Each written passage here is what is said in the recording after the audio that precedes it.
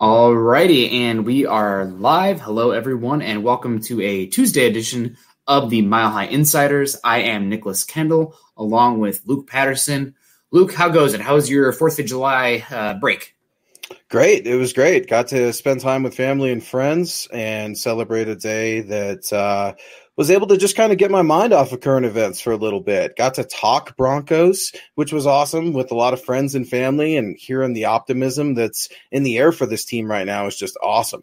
Everybody's seen the fireworks going off on the Denver Skycam. Well, those fireworks have been going off in Broncos country ever since the draft. So I'm super pumped. We got some huge news we got to get to today, and it's a Tuesday, but it feels like we're just getting started, because when Mike Shanahan is announced as joining the Ring of Fame, that's going to make it a good day, Nick. Yeah, absolutely. So a little bit of information to get to before we dive too much into that. Make sure you guys find us on Twitter at Luke Patterson LP and at Nick Kendall MHH. As you can see, our handles are right there at the bottom there, so you can identify us and come talk to us on Twitter, guys. We are on there a lot, probably too much for our misses to appreciate. Subscribe to our show wherever you listen to these podcasts and leave us a rating. It's not just Mile High Insiders. It's the Huddle Up podcast. It's Dub Valley Deep Divers. It's Building the Broncos. And leave us a rating as well. We really do appreciate that. We take those to heart. Don't miss all of our great off-season content at milehighhuddle.com of the Maven Coalition and Sports Illustrated. Also know that this podcast is powered by Overtime Media. So the news of the day, Mike Shanahan, Ring of Fame. It feels like this has been long overdue. Obviously, Mike Shanahan, I would say, is the obvious choice for the best coach of the Denver Broncos, their history. Of course, he was helped by having John Elway at the helm, but I mean, that offense he had was gorgeous, trudging along. It was a great one, and there was a little bit, I guess, of some issues behind the scene with Mike Shanahan and the organization when they parted ways. But it looks like they maybe have buried the hatchet there, so to speak. And now Mike Shanahan's officially announced going to be a member of the Ring of Fame. Yeah, it's pretty exciting, Nick, when you think about it. And I know the first reaction that I had to it was, well, it's about time. And I feel like a lot of echoes in Broncos country are saying that right now of, hey, what took so long? Well, we kind of know that there were some politics in the background and those things happen. And there's a lot of questions surrounding the trust. And you can go way back when to the dismissal of Mike Shanahan, and things get all kind of murky there. But the bottom line is he's going in as the 34th Ring of Famer for the Broncos, 14 years as a head coach. He's got 2 Super Bowl rings, 97 and 98, with the Denver Broncos. And you can't say Denver Broncos without Mike Shanahan being a part of that history.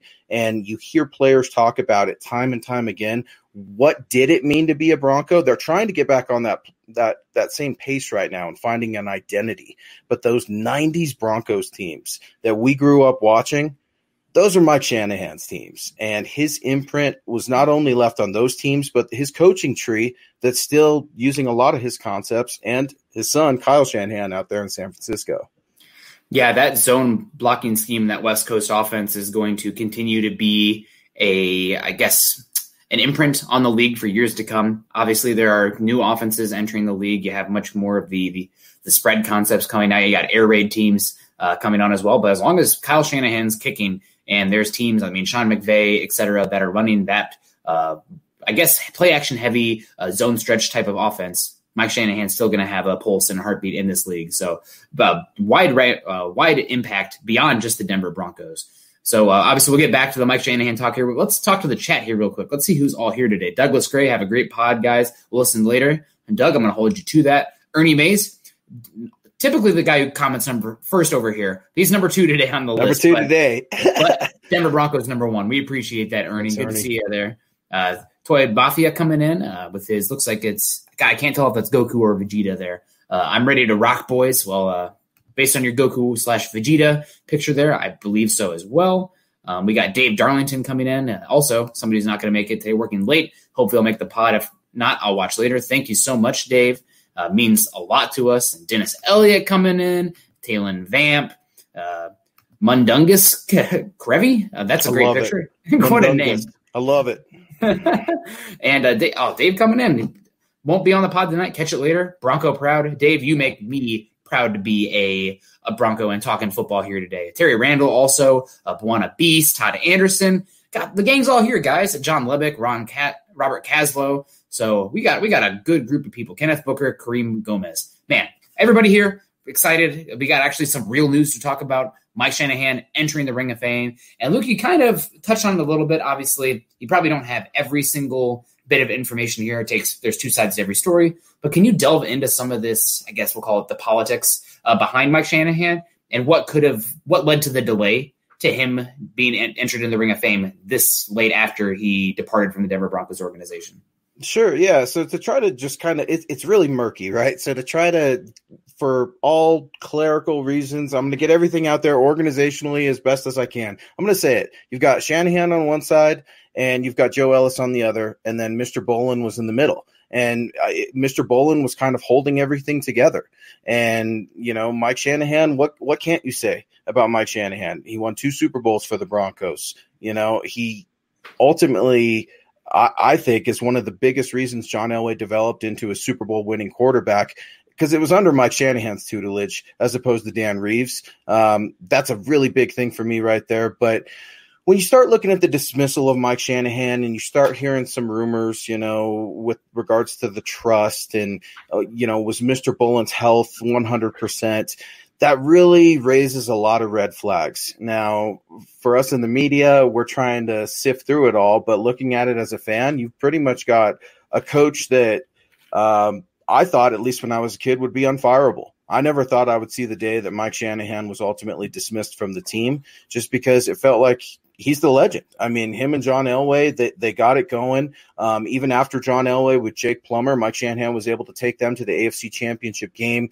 But at that time, it felt like Joe Ellis and Pat Bolin wanted to steer the ship into a different direction. That direction ultimately went to Josh McDaniels. We all know how that went. So naturally, there's some sour grapes there.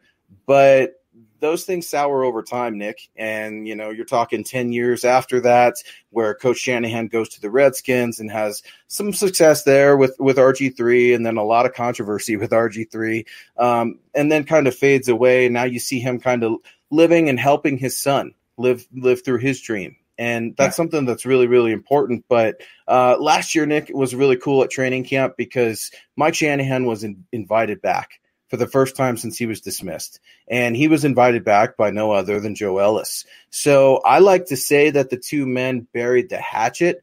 For me, I think that Mike Shanahan, he wanted that total control that Mr. Bolin gave him. He earned that trust. But when you've earned that trust, you better put out the results. So I don't know what the personal stuff that could have been is with Joe Ellis and Mike Shanahan. I guess I'd rather not know. But just looking at it, I would say the hatchet is buried. It was pretty amazing to see Mike Shanahan out there at training camp last year with Coach Fangio and John Elway. Those three all standing right together. The only one that was missing, Mr. Bolin, the late Mr. Bolin, but pretty incredible sight to see Mike Shanahan back at the Broncos facility last year after almost, 10 years away? This is the Overtime Podcast Network.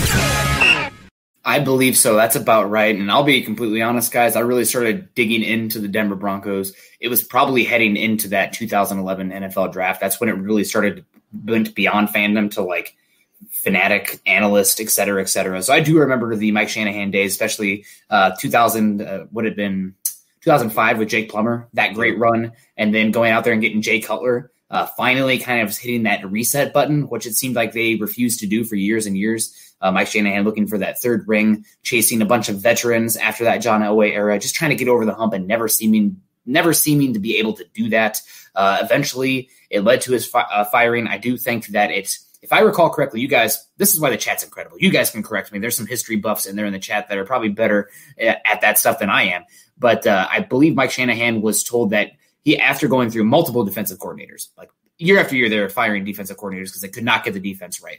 And they were going to fire another defensive coordinator. And Mike Shanahan said, if you fire this guy, I'm gone too. And they said, well, that's your choice. And that led to the mutual parting of the way. So correct me if I'm wrong, chat. You guys are great. That's why we love you here. But that's what I recall. I do feel like maybe it's just a little bit of nostalgia in me. I am a little sad that the Rich Scangarello experiment didn't work, just because that zone blocking scheme, that bootleg offense was so just tied to the Denver Broncos history. I'm excited for Shurmur. I think this offense better fits today's NFL. But just for the nostalgia factor, being one of those teams that can run that zone blocking scheme. I mean, we saw it with Kyle Shanahan last year. that would have been fun to watch. But I'm also excited for the direction they're going now. But either way, Mike Shanahan's going down in history here for the Denver Broncos.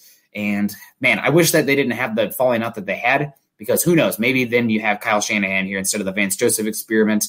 Although maybe then you don't get Drew Lock. It's the butterfly effect, like you talked about Josh McDaniels earlier. Well, that era sucked, but it led to Von Miller. It led to John Elway in the front office. It led to Peyton Manning, and here we are today. So, bad things happen, but good things can come from them sometimes. Well, and it goes a little bit deeper just to add to that. Not only could the Broncos have had Kyle Shanahan, they very well could have had Mike back. That was a very realistic position that the Broncos were looking into, specifically John Elway. And basically, Vance Joseph's fate was in the air at midnight. We've all read the reports, the meetings at Elway's and Shanahan Steakhouse here in Denver. Joe Ellis ultimately nixed the deal. So again, kind of showing a little bit of his opinion as the boss of the Denver Broncos. And that opinion was, let's not bring Mike back. Let's go in another direction. So it's ancient history now, but it's so great to see that coach is going in there. I want to hear about some of your favorite memories with Mike Shanahan, Nick, and I want to open it up to the chat too, because one of the first things I remember, and when you say Mike Shanahan, the Denver Broncos, I like to think about the Raiders, because he brought, for me, the Raider hater out. I remember growing up as a kid, and it didn't have to be Monday Night Football or Sunday Night Football. It just made it that much more special. But if it was a Sunday morning game in Oakland, I'd be glued to the screen. Everybody would have their Raider hater gear out, and I still, to this day, as a grown man, going on 30 years old, hate the Raiders so much and everything that they stand for. And I think a lot of that has to do with Mike Shanahan and his untimely dismissal from the Raiders by Al Davis. And correct me if I'm wrong, chat, I think that the Raiders still owe Shanahan some money. I think there's like $1,000 or $2,000 out there that Al Davis never got to Mike, and it was a very sloppy termination. And the Broncos were taught, you better run up the score when it comes to the Raiders.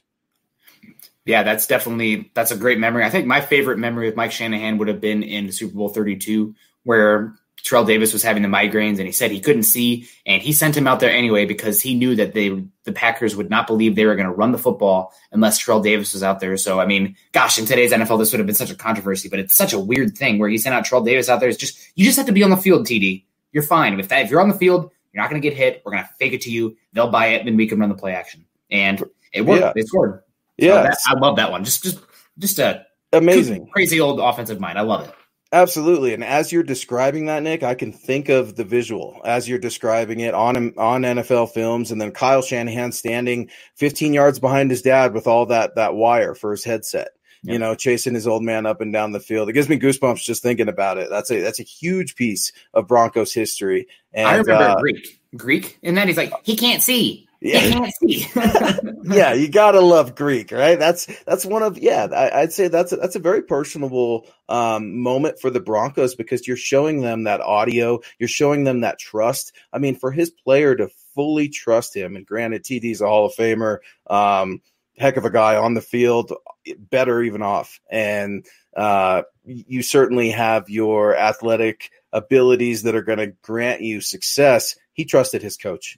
And he trusted his offensive line. And I'm not so sure that would have flied in today's NFL, especially with the concussion protocols and things of that nature and stuff like that. But you see the loyalty that players have had to Mike. And you see that loyalty was something that meant so much to Coach Shanahan. And he would protect his coaches in addition to his players. And you saw Coach Kubiak and the loyalty that Coach Kubiak had to some of his assistant coaches. And they come full circle and then eventually come back to the Broncos. And I would say a lot of that is because of Coach Shanahan. And that has just got to be one of the best feelings today, if you're a member of Broncos country, to know that your head coach is heading up in the Ring of Fame. And it's coming at better late than never, Nick, but I'm still happy, and I'm not going to let this rain on my parade. Not one bit.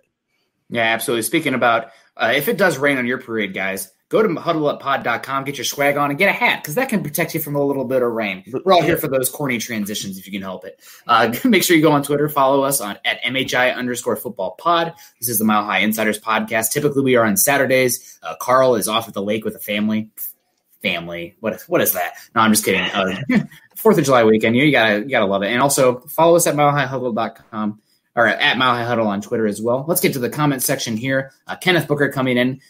Speaking of Shanahan, wasn't he supposed to come back to Denver after Vance Joseph's first year? I believe there were some, let's call it flirtations in that regard. I think that was also in tandem with the Broncos' heavy interest in Kirk Cousins, who was actually, reports are, who was actually Mike Shanahan's guy at Washington, but Dan Snyder pushed Robert Griffin. So that was definitely a possibility. Obviously didn't come to be. Maybe it's for the best. Who knows? But Mike Shanahan, very close coming back to Denver. At least that's the rumor.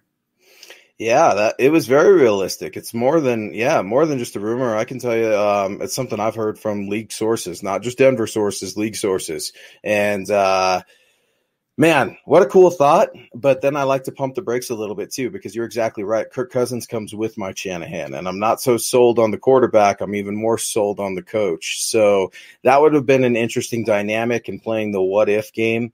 Ultimately, you said it earlier, people are going to compare Kyle Shanahan and the vacancy at the Broncos head coaching position. I just don't know that it would have worked. We like to think that it's going to work because it's Shanahan, but that's not always the case. And I think that the Broncos have been very spoiled in the fact that their small circle, and a small circle that they still maintain today, is able to have such rich success. You don't see that everywhere. And you look at the scouting department, Nick, you know scouting better than anybody. The Broncos have one of the smaller scouting departments in the NFL. And a lot of the relationships are based off of trust. And John Elway trusts his guys. And I think Mike Shanahan was one of those few people that John Elway was able to trust very early in his career as the quarterback's coach and the offensive coordinator, and then coming back and helping him, get through Super Bowl losses with Dan Reeves and things like that. So Coach Shanahan, his significance for the Denver Broncos, this is one of many of his days, but I'm so pumped for Coach. Yeah, absolutely. We got Thalas Souza coming in. Say hello for Brazil, please. Hello for Brazil. Hello to Brazil. I saw that Jair Bolsonaro, I believe is the president of Brazil, was actually just diagnosed with the disease that's going on right now that we are not allowed to name because of YouTube. But good luck to him. That's scary, obviously. And we have a super chat. Oh, we got Ryan Hamilton coming in. Hell yeah, Luke. All the batteries that got thrown at us in Oakland after Mecklenburg threw a snowball at Al Davis in Denver. That's before my time. So that is a memory that I appreciate you guys digging that up and letting us know, because I needed more reason to hate the Raiders. Granted, now they're in Vegas. They kind of really lose a lot of that, I guess we'll call it culture, that like neighborhood feel that they have. So we'll see. I think it's going to be much more corporate in Vegas, which is good for the Broncos, good for the AFC West, not the Raiders, I think. But we'll see. Although there's no taxes there, or like they don't have any taxes on their players. And I think you probably are going to get more players wanting to go to Vegas in comparison to Oakland. So maybe there's a little bit of a trade-off there.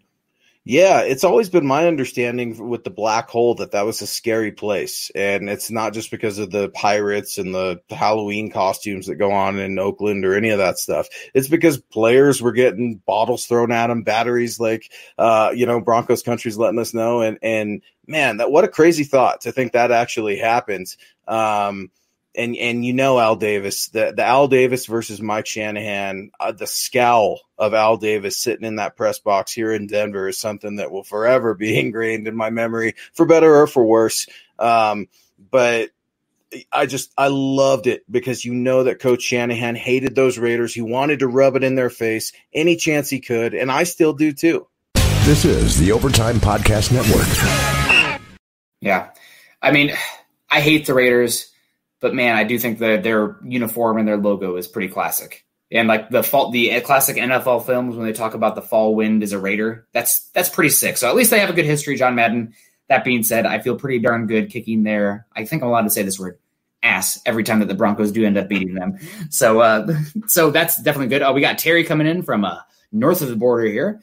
Nick's Beer Fund. Terry, this one is not beer today, but it rhymes with Schmadka. So appreciate it. It's hot out there. I needed something to kind of cool me down a little bit. And we also got coming in again, use the Force, Luke. Luke, we need some sort of gesture or something when you got to use the Force.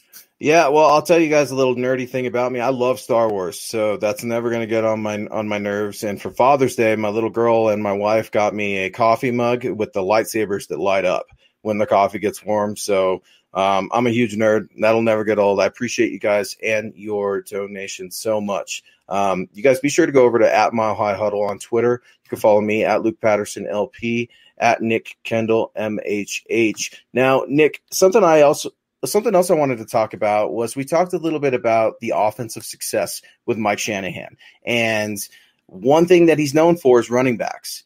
Tell me a little bit why he was able to have so much success with 1,000-yard running backs. I think it was 11 out of 14 of his seasons. What was the difference between Coach Shanahan and really the rest of the NFL? It seemed like at any point in time, Coach was able to plug X, Y, or Z, you name him, into the backfield, and they'd have different variations of offensive lines. Was it the coaching? Was it the personnel? Was it a little bit of both? Tell me what you're thinking there, because you just don't see this anymore. And I know it's a new league and you don't run the ball, but I mean, 1,000-yard runners just churning out like butter, man.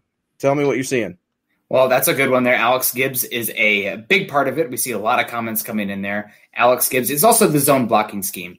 It's kind of – the Broncos played a different style of football than other teams during that era, where you had the big, giant hog mollies that would be more of the power blocking scheme. The Broncos went to this zone blocking scheme where they were looking for the guys who were a little bit lighter on their feet, a little bit more coordinated, and just weren't as valued in that more power scheme. So because of that, they were getting guys that in today's NFL, especially for a zone blocking scheme, let's say you could get that guy in the second round, he'd be falling to the sixth round because they just didn't fit what most teams were running. So the Broncos could get better players for their scheme that fit it. And they were also, it's kind of like going up against, I guess you'd call it like an option team in football. Like it's just totally different to prepare against. It's a different style of football. So that just like when you are playing the same style of football, same teams week after week, and then you have this total curveball, like even a knuckleball, you could say, that was this zone blocking scheme, this zone stretch. It was totally different to prepare for. But it also does come back to what I believe is one of the bigger things when it comes to the running games and the running backs specifically is that running backs, despite them being the guys who get the statistical output, they're decently down the totem pole as far as the most important variable for what matters in the run game. I mean, you have the weapons on the outside to create favorable matchups in the box. You have, obviously, the offensive line. I mean, how good the quarterback is matters a heck of a lot. And just the scheme. I mean, being able to call that run game. You see that with Kyle Shanahan. I mean, who was the running back this year? Mostert? They were able to pull guys out of anywhere because of that scheme. They also are extremely dominant on the edges of that offensive line. I mean, they had two good tackles. Staley retired. Also, arguably the best tight end in football and the best fullback in football. So they can get those guys that are a little bit different and wouldn't fit in every scheme, especially in that 90s team, and make the most of it. Yeah, I think you hit the nail on the head there. It's all about fit and it's all about scheme. And I think just to piggyback off of that just a little bit, I would say that Coach Shanahan was able to find talent in those deep rounds. He was able to find talent in the undrafted areas. I think he's very much a part of the Broncos tradition of signing an undrafted free agent every year. He kicked that off. So I think that it's not only with Coach Shanahan is there a legacy, but I think that there's a continued tradition even in that sense, where there have been multiple coaches since Coach Shanahan's been here, and yet the Broncos are still pulling deep talent from anywhere, because basically talent can come from anywhere, Nick. You know that. You don't have to play in the SEC to be in the NFL. That's true, because the Big Ten is better. No, I'm just kidding. I'm out here in Big Ten country. But we're getting some super chats. We're getting a little bit behind here. Let's hit some of these. This is actually a topic. Oh, I think somebody keeps trying to click it. Not me. There you go. Stephen Baumgartner coming in. I see you got your Dove Valley Deep Divers hat there. It looks pretty darn good. Not as good as this Building the Broncos hat, but that's okay. Hey, guys, any word on the Justin Simmons front? Go Big Red. Well, I guess you got me with that Big Ten front there, but go Big Red, man. Not around here, not up in this house. But Luke, again, kicking it off to you, this was actually going to be our original discussion point today before the Mike Shanahan news came out. So any word on the Justin Simmons front? Yeah, talked to multiple league sources within this week, really. And it sounds like a deal is going to get done before the franchise tag deadline, which I believe is next Wednesday, July 15th. So traditionally, when you look at John Elway, he gets these deals done, especially with the franchise tags. So he's got that working in his favor. If you go back and check out my Twitter, at Luke Patterson LP, I said that he could be the highest paid safety. It doesn't mean he's going to. When I look at it right now, $14.4 million is roughly the average they're thinking he's going to go for. on spotrack.com, trying to dive into that a little bit. But for me, it's all about that guaranteed money. If they're going to pay him more guaranteed money than salary, and that helps with the cap, go for it. But for all the folks out there, and I know we've gone back and forth a little bit, I just want to reiterate, John Elway found this guy in the 3rd round from Boston College. And he has not only developed into a starting safety, he's arguably one of the best players on the defense. So everything that I'm hearing suggests that John Elway and Justin Simmons are going to get something done. I like to think it's right before that Wednesday deadline. Sometimes these things can come up to the very last minute. Hoping there's not a fax machine involved. That was Doomerville, right? Elvis Doomerville in Florida. Yep. So, it's a throwback day. We're talking Mike Shanahan, so we got to get some Elvis Doomerville in there. But I would definitely say that Justin Simmons is going to be a Bronco, and he's going to get a long-term deal done. I don't know if he's going to be the highest paid, but he's going to be top 3. And the thing is, with Justin Simmons' contract, the biggest thing that I want to take away, or at least you guys to take away for it, Iowa sucks. Gosh, Steven, coming at me. That hurts, man. Right in the heart. But there's a bunch of really good young safeties in the NFL right now, and I want to be like the Eagles were with the quarterback situation where they were first. Like Wentz got a big contract, and oh my gosh, they paid him so much money, this market-setting deal. Well, then, boom, another quarterback gets paid. Boom, another quarterback gets paid. Boom, Patrick Mahomes get paid. So Justin Simmons, if he gets a market-setting deal, I don't think it's going to be that way for that long because you have Jamal Adams coming up really soon. You have Minkah Fitzpatrick coming up soon. Derwin James is around the corner. So I think that if you do pay him that contract, it will be the biggest. I think it should be the biggest or close to it right away. I think the biggest 2 safety contracts in the NFL right now are Eddie Jackson and Kevin Byard. But I think you pay Justin Simmons a year from now, I don't think he's going to be the highest paid safety anymore. And I think you're not going to regret it either. I know that there's some discussion that, Vic Fangio, do you need to have the highest paid safety in the NFL or even the highest paid safety tandem because how good he can get. But when you're paying so little for the offense, I think you can get away with it. And Justin Simmons, it goes beyond the field impact as well. Justin Simmons is emerging as that future face of the defense. I make no bones about that. I really think that. So I think pay the guy. You'll be happy about it. And it goes beyond the field. It goes in the locker room. It goes in the community as well. Absolutely. I echo everything you just said. And it shows to your rookies that you take care of your own. I know that there's been a lot of debate with Philip Lindsay and Melvin Gordon and all that, but you know what? This is a John Elway draft pick. He was hand-selected. He was found at the Shrine Game down in Tampa, where he was the MVP of that game. Another place, Philip Lindsay was there too, a couple years later, Justin Hollins. So these Broncos, they go all over. These scouts, they go all over finding talent. So Justin Simmons, they're going to lock him down in Broncos country. You can look forward to 31 sticking around for many years. Absolutely. And we got I think it may be John that's in it. John, if you just want to run that, you can. I don't care. I'm clicking around. We got Chad coming in. I honestly think Chad made this super chat as soon as I said the word for donkey, just to give him a hard time. So, Chad, thanks for coming in. The boss man. Mike Shanahan will end up in the Hall of Fame. Ring of Fame signifies the first step in that direction. What a day. You know what? I don't want to be the guy who rains in the parade, speaking of that phrase earlier, but I don't think Mike Shanahan does end up in the Hall of Fame. I know that he was an innovative mind for the league, but I think that because he was unable to win that ring without John Elway, I don't know if he gets in. I think he's the Hall of very good, but if he just coming that close and not getting that third ring, that one without John Elway, I think that would have been the icing on the cake, or that one that pushes him over the top. I think he's just going to be just a little too close, but not get over the top. Yeah, it's really hard to say. I want to give you a pushback, but I think the Broncos get the short end of the stick when it comes to the Pro Football Hall of Fame. That's just the way it is. That's not me being a homer. It's not me having orange and blue glasses. That's just the way it is. Mr. Bolin should have went in long ago. That man was monumental for what he did for not only this game, but the business of football as well. Coach Shanahan is the exact same thing. The guy evolutionized coaching, the way film is studied. It's just crazy to me to think what Coach Shanahan could do in today's NFL, where he doesn't have to rewind a million different things of tape, where he doesn't have to, you take out all those little inconveniences and you've got the iPad at your fingertips. Because, Coach Shanahan's still doing that to this day. He's charting plays. He's finding tendencies. The guy loves football. I got to give a little bit of pushback, though, because right now he's one of 7 coaches in the NFL with 175 career wins and 2 Super Bowl rings. I feel like the other 6 are in the Hall. You've got the late Don Shula. Bill Belichick's going to be there. Tom Landry, Chuck Noll, Bill Parcells, and then I don't think Tom Coughlin's in. This is the Overtime Podcast Network. Not yet, but he probably will be. Not yet, but he probably will be. So unless this Jacksonville experiment blows up. Yeah, so Coach Shanahan, I mean, the stats are there saying that he could do it. You can definitely make that argument. I like that, you're putting some realism in there because that's what all the pro football writers are going to say. Him and John are so connected,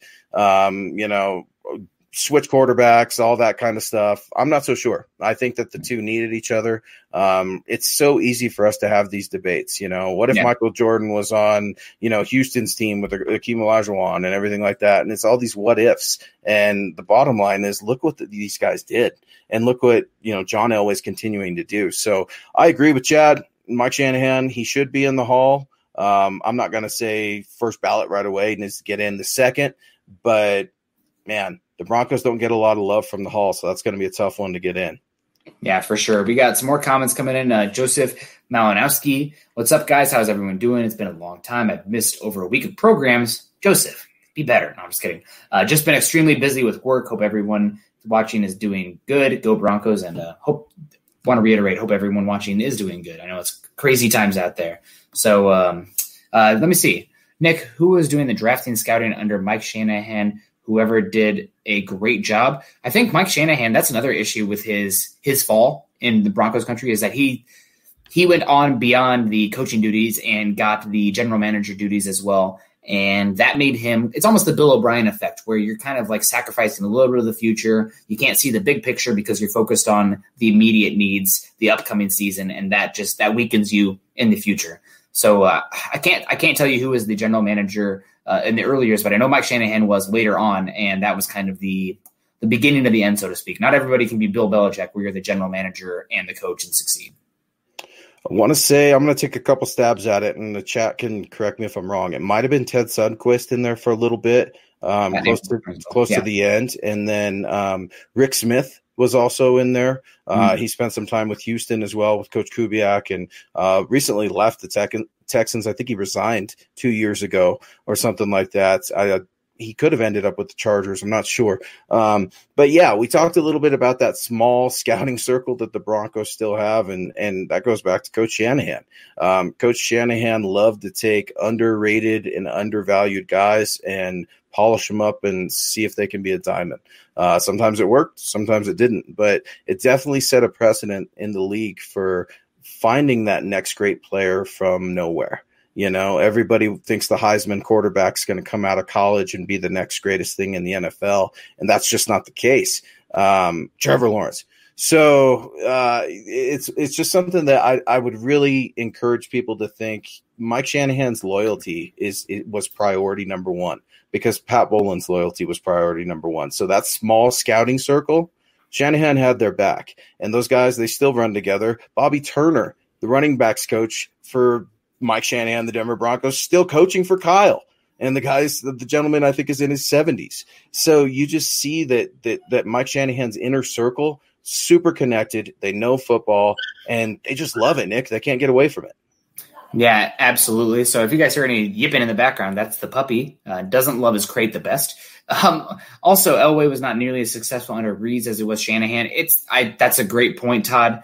And I think that thank God for Shanahan, because he made Elway get over the top as well. So you can't write Elway's history without Mike Shanahan coming in also. And go ahead. Oh, this is a long comment. But yeah, I just wanted to jump in there real quick. And then something that, we gloss over and I forget sometimes is that John Elway beat Dan Reeves. Mike Shanahan and John Elway, beat the Atlanta Falcons to win the Super Bowl. And in a huge Dan Reeves, he takes a lot of slack from a lot of folks, especially here in Broncos country. The Tommy Maddox thing, I'm never going to quite understand that one. And John Elway's famous quote, "How'd that work out?" That one's never going to go. That's a famous drop we're always going to keep. But, to have the courage and the class to walk across the field and shake Mike Shanahan's hand and John Elway's hand after losing the biggest game of his life to a couple men that he didn't necessarily get along with at the end of his career. I think that just speaks volumes of Dan Reeves as well. Yeah, absolutely. I mean, he's pretty renowned as a pretty good guy and a decent football mind. So we got Andy Rocklavato coming in. Let me poke my eyes up here so I can read down on this one. Hello, guys. I have 2 memories with Mike Shanahan. I was at the training camp in Greeley, and I walked into a room where the new logo helmets and jerseys were around me.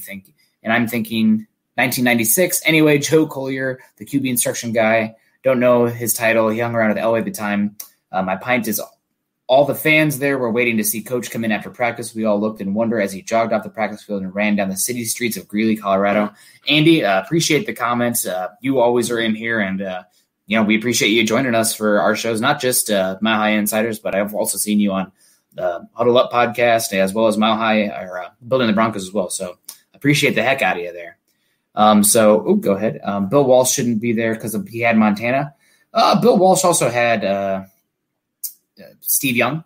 Twitchy noob, man. Come on. You're going to hate on Bill Walsh? Like, I don't think I've ever seen this. I'm going to come at you a little bit for this. Like, he's hating on me. He's hating on me for my comment. So I guess. Okay. All right. Because Bill Walsh, man, I mean, you can't go after Bill Walsh one bit. I mean, the coaching tree that Bill Walsh to Mike Shanahan to Gary Kubiak you could even connect Andy Reid over there into that own version of the tree. And, maybe that'd be an interesting show to do one day, or a little segment, try to go through some of the coaching history. But no, man, Coach Shanahan, and that's something else fans like to gloss over as well. He's got a 3rd Super Bowl ring when he was the offensive coordinator of, I believe it was the 1994 San Francisco offense. So did he win a national championship in college as well when he was the offensive coordinator at Florida?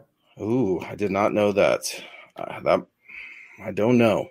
Okay, because I remember there's a funny story about him when he was the offensive coordinator at Florida, and he was going to the bars. And I think the drinking age might have been 18 in Florida at that point. I mean, a different time.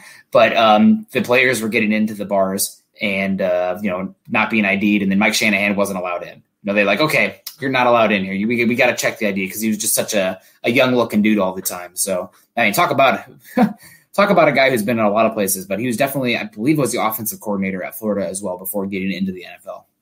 Yeah, that's what it says. It says, looks like he stayed with the Gators through 1983 before he started his assisting in the NFL with the Raiders. So, yeah, that's a good one, Nick. I know some stuff. That's going back, and it was all because of the Bill Walsh tweet or super chat, excuse me. Yeah. So, Darian coming in here. Great comment. Great time to remind everyone that Brady is a system quarterback.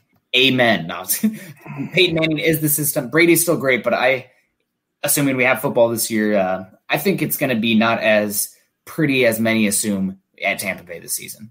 Hot take. We'll see. I think that New Orleans team, I think they're the team to beat there. That their defense is being highly slept on. I agree. I like the Saints. I know Tom Brady and the Bucs and Gronk, and they're the greatest thing ever. No, they're not. You still have Drew Brees and Michael Thomas and Sean Payton, and the Saints. The Saints, man, they're nasty. They're just nasty, and they're right there. I feel for their fans because it seems like they get the short end of the stick every year, and sucks to be a Saint. Yeah, at least they have that one Super Bowl ring, and because of Sean Payton and Drew Brees, they were able to keep the team in New Orleans following Katrina. So there's been some good years there, but man, they just keep getting so close and then botching it. Like last year, they lost to San Francisco in the playoffs. Didn't Kevin Rudolph push off of a Saint? Kyle Rudolph, excuse me. Yep, he did. And the year before that was the pass interference, and then the year before that was the Minnesota Miracle. Honestly, it was a disappointment last year, just going beyond the Broncos here, that the NFC Championship game was not San Francisco versus the Saints because, my God, folks, Green Bay did not belong on the field with the 49ers. That was one of the most ugly NFC Championship games I can remember in a while. I think the Packers are going to regress. They went 13-3 last year. I think 9 wins would make sense for them this season. They played way above their head. Yeah, and they're distracted right now. They've got their quarterback all spun out over this young kid named Jordan Love. The Packers are a mess, and that's one thing that the Broncos don't have to worry about right now because it seems like they've got their quarterback in Drew Lock. And when you start to go full circle with this conversation, it feels like, Nick, the optics always suggest that Mike Shanahan was a quarterback whisperer. And he was always looking for the next quarterback. Didn't always work out. You had Brian Griese. You had, I think it was Danny Cannell. You had a few other quarterbacks before getting Jake Plummer. And he had a lot of success with Jake Plummer, found the talent with Jake Cutler. Quarterbacks, that's something that Mike Shanahan just seemed to really pride himself on. And how could you not when you have the young John Elway and then a veteran John Elway, and you've essentially worked your whole career with a professional quarterback, the likes of John Elway. Nick, do you get that same sense that Mike Shanahan was this quarterback whisperer, or he has that aura? At least it feels like that for me. I think that maybe quarterback whisperer can mean many things, but one thing that I really did appreciate about him is he put his quarterbacks in, didn't give them too much to think about, and put them in position to succeed. There's a lot of half-field reads, especially the bootlegs, and one thing that I absolutely loved about the Mike Shanahan offense. I'm so used to saying the Kyle Shanahan offense, talking about football today, but there was no such thing as too much play action. Some people think that you need to run to set up the play action. Not true. Also, some people think if you run the play action too much, eventually it'll stop it'll stop having its effectiveness. And we haven't reached that yet. We just haven't seen that yet. The data shows that when you run play action, no matter how much you use it, it still works because it holds those linebackers for a second. That's all you need. It holds the pass rushers for a second. That's all you need. So those are big things that I think really help the pass game, help those guys, and also the running game helped it up. And also Mike Shanahan, one of the originals, hashtag running backs don't matter, because he was able to find guys year in, year after out. I mean, gosh, he traded Clinton Portis for Champ freaking Bailey and a pick. I mean, I would love to see what like a analytics based like program or whatever, like Pro Football Focus would have to say about that if that happened today. Like, just brilliant. Yeah, it makes you wonder what you could get for a guy like Philip Lindsay today, right? And not saying that Philip Lindsay I want him to be traded. I can already hear Twitter blowing up right now. I'm not saying that. But, you look at a running back. What's a running back worth? Now, is Clinton Portis Philip Lindsay and vice versa? No. But you look at these running backs, Nick, and you're exactly right. You got TD, who went 4 times over 1,000 yards. You had Orlando Gary. Mike Anderson went twice. Clinton Portis went twice, Ruben Drones, and then Tatum Bell, who I think they found working at Colorado Mills cell phone kiosk when they signed him. So you're literally bringing in a guy off of the street who is selling cell phones, and now he's 1,000-yard running back in the NFL. It's just absolutely crazy. And Tatum Bell's not the best running back ever. It's the coaching. It's the system. Like you said, we grew up with this offensive line here in Denver that was the lightest in the NFL for, I feel like, at least a decade. And it was just something that's unheard of, because you're seeing these smaller athletic linemen use leverage and smarts to outwit these big nose tackles. And it's something that you just hadn't seen. And I see Garrett Bowles and I'm thinking, man, I wonder what Mike Shanahan thinks of Garrett Bowles, because the athleticism and everything and the body and the profile and everything, that's what Shanahan would be looking for. Now, Shanahan's also expecting, he's expecting you to be prepared and to carry your weight. And that's something that's a little bit different, and all the questions surrounding Garrett Bowles, and he's got the greatest music video in the world, we know. But you're exactly right. You look at the scheme, and Coach Shanahan played to his players' strengths. And that's one of the biggest things that I'll always take away from Mike. You look at when John went down in the revenge tour that season, I think he missed 6 games, and Bubby Brister stepped in for him. And Bubby Brister, from all accounts, seems like a good old boy from the swamp. And they played well. They won. They had fun with him, and he wasn't John Elway. And to quote Shannon Sharp in the America's Game, it's like, here's the keys to the Corvette. Just keep her at 30. And we'll be good to go. And Bubby Brister did that. And Coach Shanahan was able to relate to his players. He was able to get his players to feel calm, comfortable, and relaxed. Yeah, absolutely. That's a great comment. I definitely agree with you. And we got one of our superstars here coming in. Oh my gosh. You know what, John, I'm letting you do it. My hands are off here. I'm typically used to running to it. Pabby coming in. Hi guys. Just want to show some love. Can't stay for the whole pod. Appreciate all you guys do. Love the MHH family. Go Broncos. Pabby, we appreciate the heck out of you. Thank you. Say hello to Des Moines for me. Send me some of that Barntown Brewery beer, man. I'm missing that. They have some of the best New England style IPAs in the world, not to get too beer snobby out here. Thank you, Pabby. Appreciate the heck out of you. Kevin Peterson coming in here. Elway building the team the way he wanted it built when he was playing, surrounding Locke with everything he wanted, but Reeves wouldn't allow.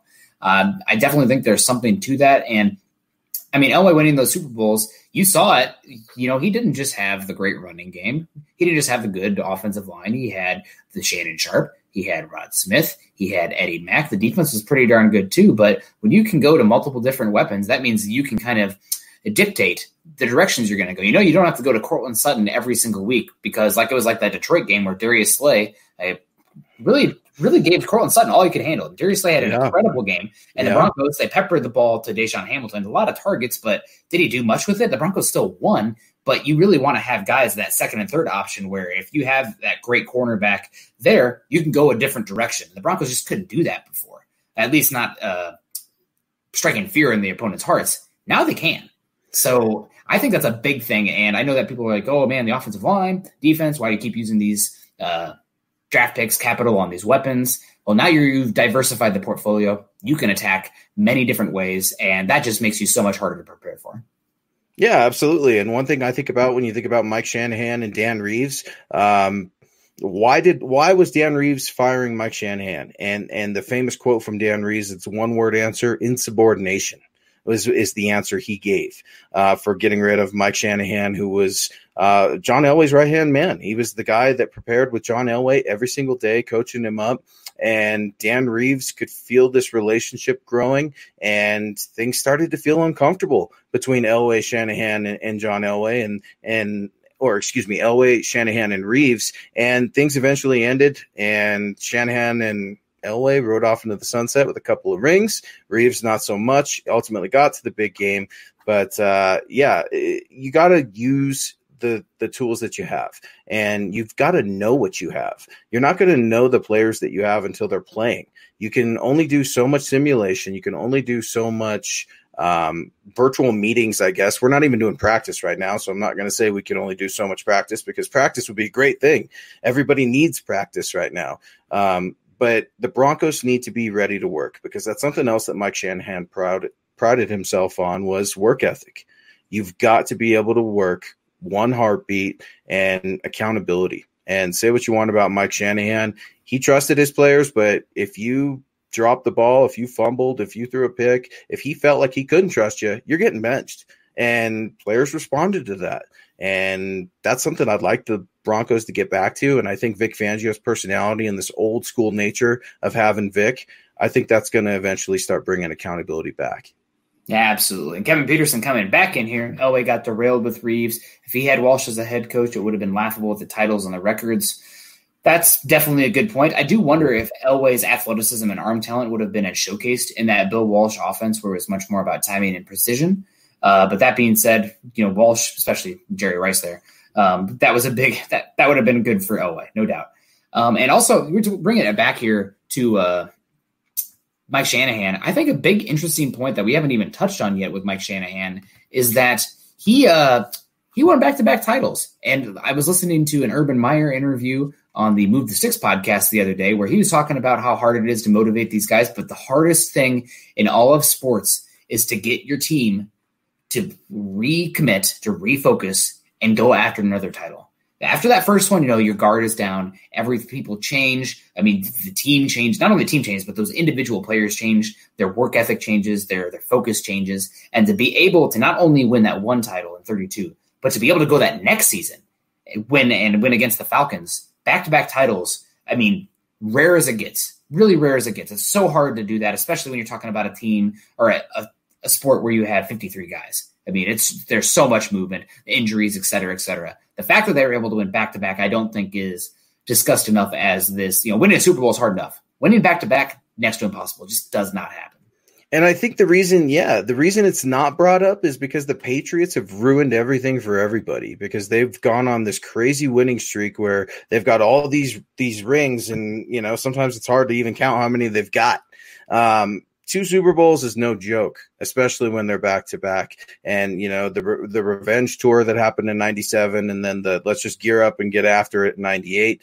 I'm just going to ask you right now. Did Mike Shanahan and John Elway leave another championship on the table for that 2000 season? I mean, I know you've got the Baltimore Ravens with that nasty defense, and man, they beat up on the Broncos, something fierce. Shannon Sharp went over to Baltimore in 2000, won a Super Bowl with them.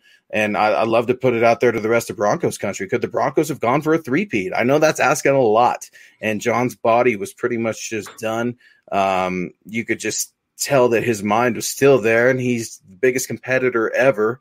But he was done. He was just done. But I can't help but wonder, Nick, could there have been 3? They should have won in '96. Honestly, that's the one looking back, that when they lost to the Jags in the playoffs, that's the one that hurts. And that's – God, I would have been in diapers at that point. But that obviously propelled them to 97. That's true. That's right? true. That's a good point. Because without 96, I don't know that you get 97, because I agree. But 96, that's ultimately one of the best things that could have happened to the Broncos, as sickening as that sounds. And I get goosebumps saying that because it doesn't sound right. Losing to the Jags and Tom Coughlin's Jags in the AFC Championship was the best thing ever for Denver. It really was, because those guys came back mad. You said it earlier. When you're the champ and you've got the belt, life is easy. Defending that belt when you step in the ring, man, it's a whole nother game. Yeah, absolutely. And what is Mike Tyson's old quote? Everybody's got a game plan till you get punched in the face. And the Broncos were able to do that with guys that were beat up, Hall of Famers that couldn't see in the game and stuff like that. And it just shows the character and grit that Mike Shanahan had to not only keep this group together, but to lead and propel them into success. I don't know. As we got Stoney and Neff coming in here, the Broncos definitely would have beat the Titans or the Rams in '99. I don't know if they were beating the greatest show on turf. Maybe that's a little bit of Iowa bias coming through here. Actually met Kurt Warner a few times, played soccer with his nieces and nephews here back in the Quad Cities. But that greatest show on turf would have been a hard one to beat. That's a team that's pretty fun looking back. I mean, Torrey Holt, Isaac Bruce, Marshall Faulk, and Kurt Warner with Dick Vermeil. A lot of fun. Here's a good question here. We don't have much time left, so we'll see if there's any other comments that come in. Sometimes we get a last-minute super chat will come in, but this is one that I think will be interesting to discuss here. I think the answer is decently obvious, but is worth discussing. Robert Caslow coming in. Who will be the breakout wide receiver behind Sutton this season? And so I'll kick it off to you first. I'll give you the first one. It's going to be their first-round pick. It's Jerry Jeudy. And Jerry Jeudy is a lot more than just running cone drills on Twitter. This guy's the real deal. I just can't wait to see him. He's putting in the work, which tells me that he's taking this seriously. Now, I don't like the fact that you've got to post your workouts on Twitter, otherwise it didn't happen. But I do like the fact that I'm seeing some improvements when I'm looking at these 30-second clips. I'm seeing tighter turns. I'm seeing shift in weight when you're cutting. The route tree looks as crisp as ever, but how can you not go Jerry Jeudy? The guy is just a freak. I think he's going to be one of Drew Lock's best friends in this offense, and maybe even off the field, because you've got to have that relationship, right? You've got to have some wide receiver quarterback friendship. It's developing with Cortland, and Cortland's going to welcome this young comer because it's going to take a lot of the heat off of him. Yeah, absolutely. And I think the wide receiver, the obvious one is Jeudy. But I'm going to break the rules here. I really think people are sleeping on Noah Fant this season. Iowa bias. I don't know. I think it's his offense as well. And I mean, Noah Fant, he is 21 or 22 years old. He's one of the youngest tight ends in football. Mm-hmm. He was playing with an injury last year. He had a leg injury that hampered him from the last Kansas City game on. You can see it in his gait. And I think, tight ends typically take a few years to kind of come of age. And Noah Fant, I think he's going to have so much space to work with. And if you're worrying about the speed on the outside and you get Noah Fant against a linebacker, good night. It's going to be an issue. So I think that the wide receiver choice would be Jeudy. I think Hamler's probably going to have a little bit of up and down this upcoming season. He's not even talking about young players. Hamler's only 20 years old, just a baby. But Noah Fant, I think this year is going to be a guy that I'm targeting him in all my fantasy leagues. I really think that Noah Fant is a guy is going to be a big one. He needs to be. I mean, people can't forget about this first-round pick. Now, last year he did come into training camp out of shape, and he was sick on the first few days, and I'm sitting there scratching my head like, come on now. But you've seen him pick it up. You've seen him respond to criticism. You see him fight the doubt. You see him. I like that. I like it a lot. I like him, but I'm hesitant because there's so much left to be desired. I think the sky is the limit for Noah Fant. You have to be right, Nick, because if you're not, it's another costly first-round pick that will cost the Denver Broncos moving forward. I guess the question is then, who would you have rather had in that first-round pick at 20 based on who was on the table? Because the guy that I really wanted in that first round, I'm quarterback or bust until you have a quarterback. The guy that I was head over heels for went one pick before at 19 with Jeffrey Simmons, who I think is going to end up one of the best interior defensive linemen in football. Watch for him, I guess, in that first week. Lloyd Cushenberry is going to have his hands full in that week 1 game against the Titans, assuming that we have that game. I wouldn't have made the trade to answer your question. I wouldn't have made the trade. I'm logging off. I think I am, though. I think I would, because obviously Devin White would be my number one, but he's not even going to be in the realm of conversation into the mid of the first round. But no, I think I am. I think everything I've heard that Coach really liked Bush, could still use some help at linebacker. The Broncos have 1 million tight ends. So when I heard another Big Ten tight end, I'm thinking, man, I hope he doesn't get hurt. Yeah, for sure. Oh, get out of here, John. I see you in there. You guys, Noah Fant's going to kill it this year. He's going to be the dude. You watch. But we got one coming here. Would you have been better off keeping Simeon? I guess I'm confused what this is in context to. Specifically, if you could, add on to this. I do think that the Broncos would have been better not drafting Paxton Lynch at all and running with Simeon that season. The guy that I really wanted in that draft, again, my favorite position to scout is the interior defensive line. And I loved Chris Jones coming out of Mississippi State. I just must have a Mississippi State interior defensive line love. Fletcher Cox, loved him. Chris Jones, loved him. Jeffrey Simmons, loved him. All of them Mississippi State. Makes no sense. But man, Trevor Siemian, that would have been much better. Oh, instead of Keenum, I think that you probably, in hindsight, that makes sense. But I think the locker room was done with Trevor Siemian. I mean, I don't know how you could go back with that defense. There's still a lot of holdovers from that Super Bowl team and go a third season with Trevor Siemian. You know, they already saw what he was going to be. You would have completely lost that locker room before the season even started. You needed somebody else in there to kind of reshuffle it, in my opinion. I think that, Siemian, good guy, that by all way outperformed his draft slot, but you needed to reshuffle the deck there in the locker room. Yeah, full disclosure, I was a Trevor Siemian guy. I'm not going to say he was the best thing ever, but I liked him a lot. I liked him way more than I liked Paxton Lynch. So, all the Paxton Lynch lovers, they get the hate. I get it with Trevor Siemian too. I didn't want the Broncos to go out there and sign him to a big bucks, but ultimately the guy started seeing ghosts after some nasty, nasty hits. And once you start seeing ghosts as a quarterback, you don't stop. And yeah. it was time to move on. The guy was banged up. I think doctors said his that shoulder injury that he had on his non-throwing arm was the equivalent to a 50-mile-per-hour car crash in terms of mechanism of injury.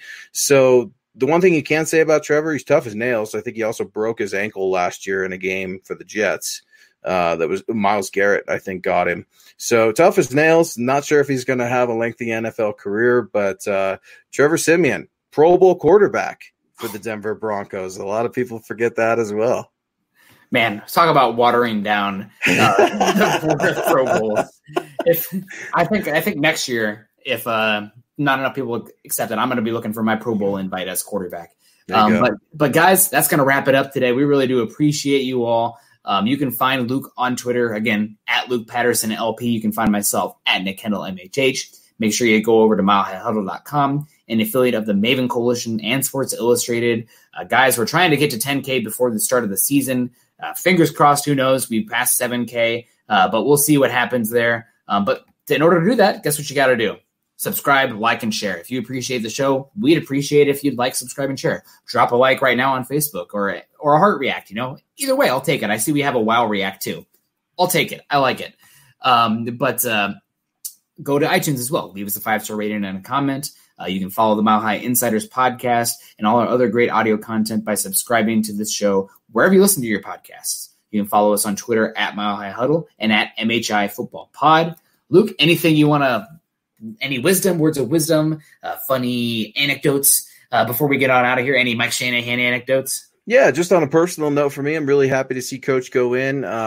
Coach Shanahan, I got to play for Dave Logan, the voice of the Broncos here at Mullen High School in Denver, Colorado. And my sophomore year, Coach Shanahan and Steve Watson, wide receiver for the Broncos. And then at the time, wide receiver coach came in with tons of Under Armour gear from the Broncos that said One Heartbeat on it. I still have it. Gave us a phenomenal speech talking about brotherhood, loyalty, things of that nature. And when you're a 15-year-old kid just trying to strap it up and learn the game and to see your heroes come in, really, really special. Coach always makes time for those in Broncos country. So really proud of Mike Shanahan, and it's a great show, Nick. Yeah, and any of you giant football nerds out there, if you go onto YouTube, you can find some Mike Shanahan coaching clinics out there where he discusses the zone stretch and the zone scheme. I believe he breaks down it's the Dallas Cowboys and DeMarco Murray and just like gives on a full-on just love fest with the Dallas offensive line. But you really can pick up a lot from those coaches' clinics, and it's out there on YouTube, so go find it. It's worth a watch if you are going to be the biggest of the big nerds.